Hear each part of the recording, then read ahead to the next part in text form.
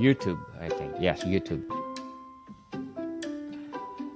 I am Daniel Lucas, and welcome to Book 101 Review.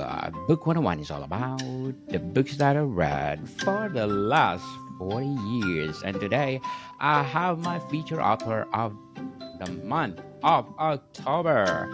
He is, well, been considered as one of the best author, award-winning author, Miss Jennifer Brozek. Welcome back, Miss Jennifer, and as usual, can you please introduce yourself more? My name is Jennifer Brozek. I am a full-time author, editor, and media tie-in writer. I have been doing this full-time for over 17 years now.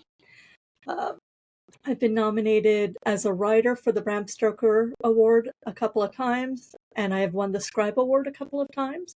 As an editor, I've been nominated for the Hugo, the Bram Stoker, and the British Fantasy Award. I have 2 cats, 1,500 books, and a husband. Congratulations, Miss Jennifer, for sharing your talents to the world. I hope more books to come and more awards to come. So, how does it feel that you are belong to those award-winning author? What's the benefits? It is,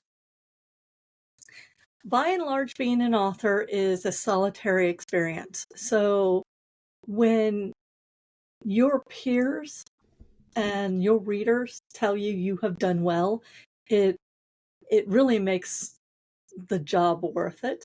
I mean, I have stories to tell and I would tell them anyway, but to have to be nominated even for any of these awards is a great honor. But I will admit it's nicer to win. Yes, and today, which one of your books we're gonna talk about? We're going to be talking about The Last Days of Salton Academy. I actually have brought both versions out. Yes. This was the first version that came out. This is the one that's currently out. So why there's two versions of it? Because the first company that put it out, whose name I think it's Ragnarok. They sold, Ragnarok. Sold the company got sold to somebody else, and they gave all the authors their rights back. And so my agent went and resold the book to Speaking Volumes, who put together this fabulous cover. I mean, I like this cover. It's very old school, but this one has a beautiful sense. And this is Lilu. Hello, She is a Singapura. This I made a joke Clifford when I'm doing the interview, having a cat. It's so awesome. So, what is the main idea or theme of the last days of Salton Academy? Last Days of Salton Academy is a young adult horror novel about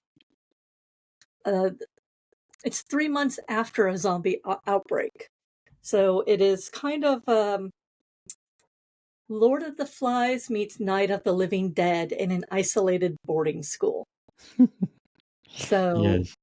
I don't like zombies. I've never liked zombies, but I like the situations they put the characters in. In this case, it is an isolated boarding school.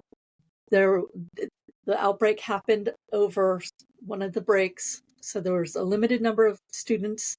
I think there's 21 students and 5 faculty still at the academy. And because of the lack of people and the very large stone walls surrounding the academy, it's become one of the very few safe havens in this area.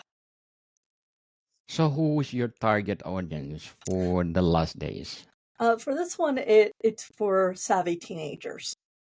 I mean, adults like it, but I wrote this for teenagers. It is a young adult teenage book. I wanted them to think about what they would do if they were in this situation, if they were at their boarding school for whatever reason, they didn't go home, and an apocalypse happened, and they could never go home again. So, who are the main characters and what their motivations? So this is an ensemble piece. Every one of the 21 students and 5 adults does get a spotlight moment, but the main protagonists are actually, they're all protagonists. It's more about the antagonists. The main antagonist is a boy named Jeffrey. He was an Eagle Scout, and he has some very unsavory thoughts on how the world, how he would keep his people safe. And he has a cohort of 4 other teenage boys. The protagonists, I guess, are mostly the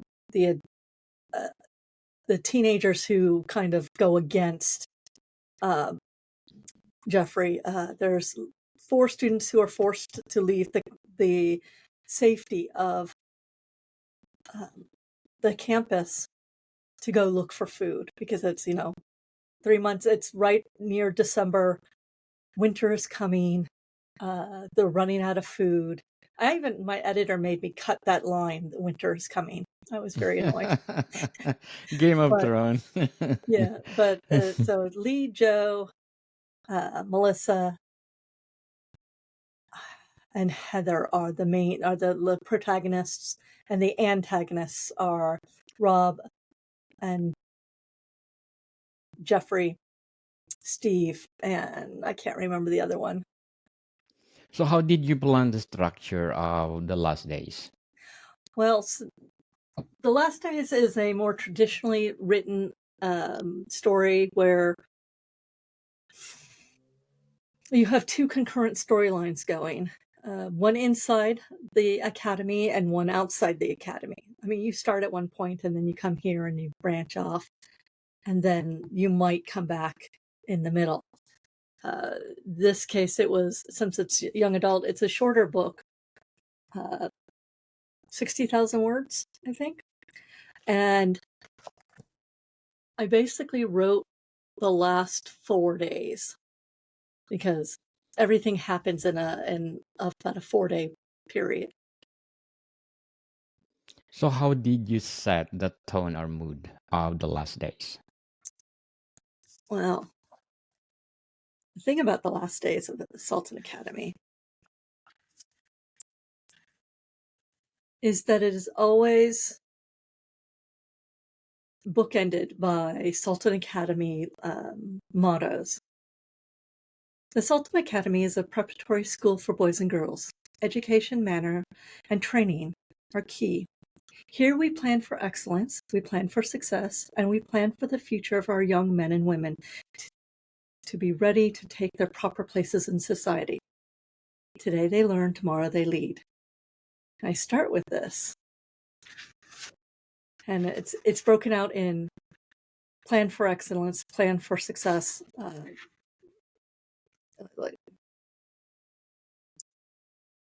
and then plan for the future. And with setting the tone,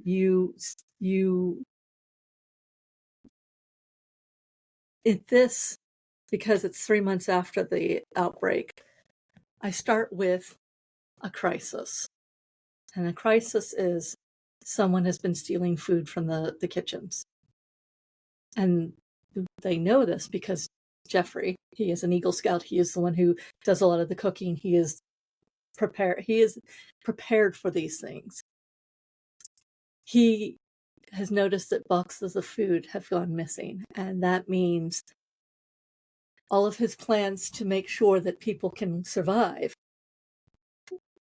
over a longer period of time, especially over winter, won't happen, because people are stealing food. They're not obeying his plan. So how did you plan to develop the setting, and how important is the story of the last days? How did I plan to? I'm sorry, I missed that. Plan to develop this. How did you plan the developing of the setting? The setting. So I went to a college campus called Portland University, which is different than University of Portland. Portland University is, well, when I was there many, many, many years ago, was this perfect little bubble world. It wasn't walled or anything. It's in the middle of in Portland, Oregon, but it had 1,800 students total. Like I went to a high school that had more students than that. So I took the idea of how Portland University was set up, and I basically arranged my campus around that. But then I set it in the middle of what I called the Tri-Cities area. Because I've lived multiple places all over the United States, and there always seems to be a Tri-Valley or a Tri-Cities area. So it was set in the Tri-Cities area, but in between each one. So there was distance between each city and the school. And I described driving up to it and going through the gates, and it's a long path.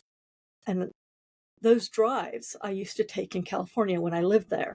So I remember what it was like to drive from Fremont to Walnut Creek or some other place an hour away. And that's how I envisioned it. Also in Washington State, there's an area that's Kennewick, Pasco, and Richland in the eastern part of Washington that also has this Tri-Cities feel. So I took amalgamations of places I've lived and places that I've been, like the campus, the private university that I went to. I stole buildings wholesale and stuck them into a new arrangement to suit what I needed for my story. So that was a lot of fun. I was able to bring parts of my own history into it. And then I expanded the area. I thought about, okay, if this is a private boarding school, it's a bunch of rich kids and they have land, so let's expand the land, and then let's protect it with large, when I lived in Belgium, I had a house, the backyard had an 8-foot stone wall. So I'm like, okay, we need stone walls around the edges. And so I placed it in basically anywhere. I've had people from all over the United States email me to tell me, I know where this is. And they're in all these different states. And I'm like, yes, you're right. Because Brilliant, Miss Jennifer. And what is the climax of the last days? well, there's two. The a story is only interesting when you are pulled away from it at a crucial moment to go look on something else. It's kind of like I'm back at the farm or out in the field, right when you're like, no, I wanted to know what was about to happen here. So it's a zombie novel. And one of the things about the on the back cover copy, it says a supply run must be made, and not everyone, so no one will starve before the winter's end. And then there's the matter of the headmaster's son and his undead dog. So the undead dog is basically Chekhov's gun. There is a zombie inside the walls. Yes, roaming around. No, he's trapped. He was very much trapped for a long time. So, Miss Jennifer, can you read one of your favorite chapter of Oh, the last days of Salton Academy? okay.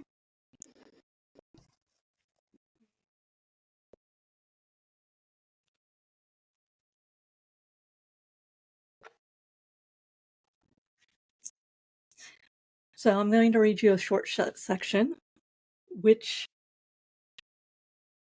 basically comes to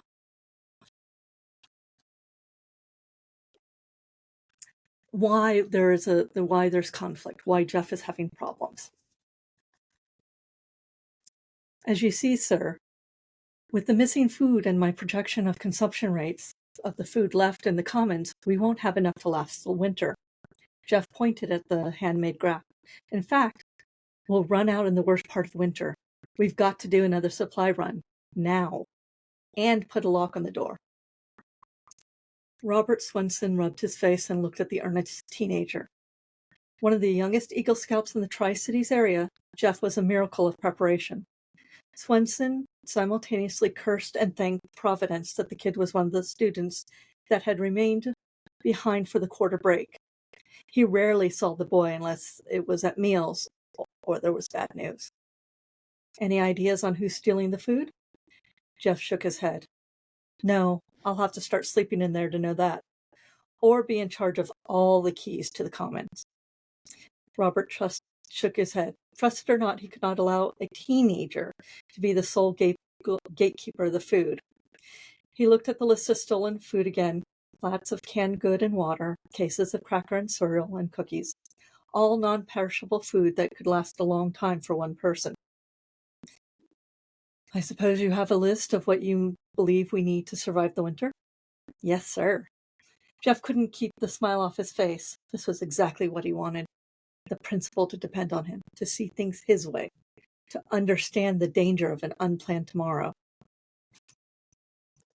So, Bravo, Miss Jennifer.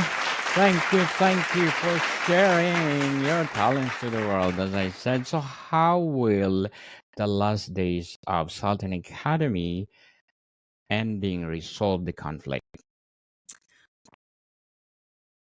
not all stories have happy endings. I called Jeff the antagonist because he is not a villain. There's no actual villain in this story. On one hand, the people on the outside looking for food find a very nice safe haven. And I leave that story with them trying to decide if they are going to come back to the school.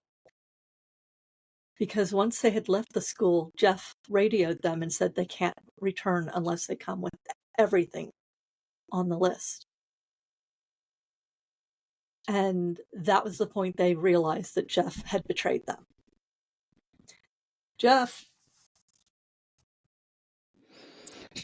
having fallen for some of the bad ideas of his cohorts, had to make a choice on whether or not he was going to save someone. And he chose poorly. So he has to deal with the consequences of that. For sure. The end of the story is a dark one, but it comes with some hope. And that's all I really want to tell you guys, because you should read it for yourself. Yes. No spoiler. So, how did you plan to create tension and maintain pacing throughout the last days? So originally, this story was supposed to be written for a role-playing game called Outbreak Undead. And for various reasons, that didn't happen. Now, when I'm writing for role-playing games, I break a lot of rules. And one of the rules is you never write about people you know. Well, every character in this book is actually based on someone I knew. All of the teenagers are actually idealized teenagers of my adult friends. And so I took their quirks and their foibles and I brought them together. And we all role play together. So I know how they work and I know how dramatic we can all get. So I built tension through the theft of food, the fact that a couple of the adults were taking advantage of the situation and um, attempting to force their affections on the student body. I built tension in the fact that there was this zombie dog and it belonged to the headmaster's son who was at the school, and the headmaster was at the school. There was a clash for power between Jeff and the headmaster. There was a clash of power between two of the teachers, one who was protecting the female students and the one who wanted to take advantage of them. And then there is the janitor who his job was to watch and to protect everybody, even from themselves. He was one of my favorite characters. The tension is when nobody talks to each other, or they only talk to certain people, and they believe they are the right one. They are right. Only their way is the right way. And when those desires conflict with each other, you end up in violence. And people making extreme mistakes in the face of ignorance or anger. So, what techniques did you use to make your characters feel real and relatable? Well, basing characters on people you can pick out specific verbal tics or things they like to do, or mistakes they often make. Sometimes it could be a tic as simple as they stutter, or they are afraid. People are afraid all the time. They just don't like to admit it.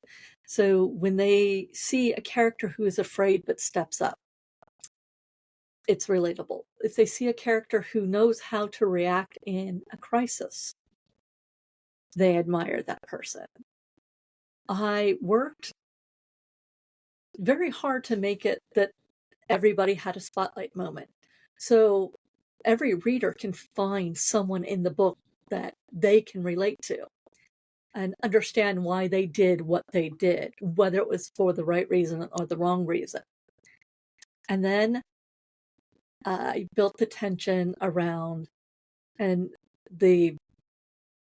some of the conflicts around small mistakes, not big ones, just opening a door when you did not realize there was a zombie behind it, or say locking a door and chaining it shut, not realizing there were humans behind it trying to get out. So every person has a relationship with every other person in the book, and you can see that, and it's good and it's bad. It's friendship, it's unrequited love, it's familial love, it's all the things that make us human. And that's the thing I like about zombie stories. Zombies are not human anymore. There's no sense of you. And all the survivors are left with who they are at the core moments, and even at the worst of times, how they react or act. And I tried to do that I brought in different aspects of people that I knew and different aspects of the characters as they came in, as it happened. Incredible grief at the loss of someone, incredible joy at finding someone else alive. A pair of sisters at the school have a heartbreaking goodbye, but they got to say goodbye. And every one of these things, I want the readers to put themselves in those shoes. Maybe not with these same characters, but what would they do if their sister was behind that door? And you knew you couldn't open it again because when you did, that wouldn't be your sister anymore.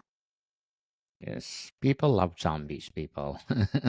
So, what is your revision process for refining the first draft of The Last Days? Well, I'm what they call a putter-inner. Most people, when you write, they need to take out. They add way too much stuff, and they have to edit as they go.